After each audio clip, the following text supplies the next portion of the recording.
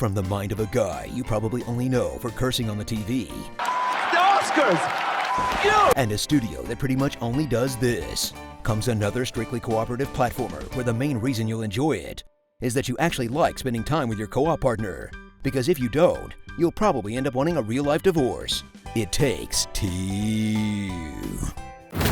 Inhabit the bodies of a pair of parents on the brink of breaking up their marriage, who instead of getting to spend a lot of time in overlit rooms talking to lawyers, are voodooed into straw dolls through the power of child magic, and have to solve a variety of increasingly wacky challenges that tie in to relationship issues plaguing the couple, in ham-fisted ways that betray a deeply childlike view of marriage, an aspect of the game that you probably only care about if you're writing an essay for Polygon, because you sacrificed your attention span on the altar of video games years ago. The only relationship I want to think about is the one between the X button and the happy juice in my brain. Honey, I Shrunk the Kids your way through another game about being comically tiny in a full-sized house, as protagonist May and Cody are transformed from incompatible spouses into horrifying doll versions of themselves that are still mad at each other.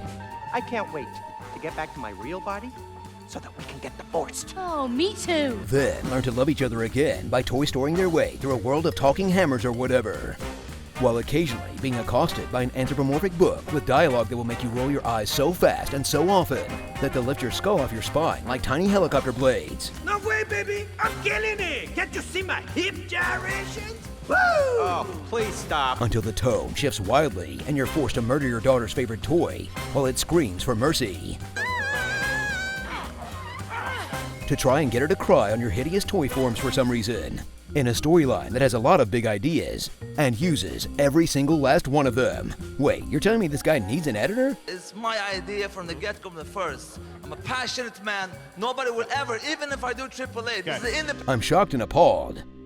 Immerse yourself in the variety of gameplay It Takes Two brings to the table, as Hazelight Studios moves away from the realistic heist movie style of their previous game, in favor of the sort of twee indie bullshit that video game writers get massive boners for, which allows them not only to write characters with the depth of cartoons, but also to throw a whole lot more incongruous mechanics at you in a shorter period of time, as you bounce through different platforming styles and a host of mini-mechanics in each area, each of which are too simple to carry a game on their own, but that keep their magic for the 10 minutes you'll actually be interacting with them the first time through, making It Takes Two the perfect game for you and the person who you reluctantly forced to play video games with you to play exactly the one time through and then never touch or think about again.